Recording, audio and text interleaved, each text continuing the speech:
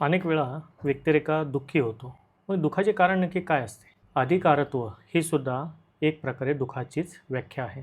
अधिकारित्व म्हणजे मालिक बनण्याची भूमिका.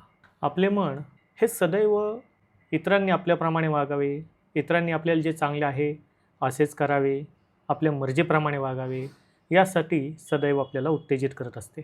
आणि इथूनच सुरुवात होते राग, द्वेष, हिंसा आणि एक पद्धतीची स्पर्धा. नवरा बायकोसुद्धा एकमेकांना कोसतात, एकमेकांवरती अत्याचार करतात. दोन शेजारी असतील, दोन व्यापारी असतील, दोन शत्रू असतील, हे सुद्धा एकमेकांवरती अत्याचार करतात. पण कधी एक विचार केलेला आहे का की हे नक्की केव्हा सुरू झाले? जेव्हा आपण स्वतःला मालिक समजले. मग ही जी वेळ आहे, ही संपूर्ण आयुष्यभर आपल्याला मालिक राहू देईल का? याचं उत्तर आहे कधीच नाही. मग आपल्याला दुःख होऊ नये म्हणून आपण केले काय पाहिजे? आपण केले पाहिजे अध्यात्मामध्ये जगायला सुरुवात. जेव्हा आपण अध्यात्मामध्ये जगायला सुरुवात करतो तेव्हा आपल्याला कळून चुकते की या जगामध्ये प्रत्येकाला जगण्याचा अधिकार आहे. सर्वांनी शांततेत सुखात जगले पाहिजे.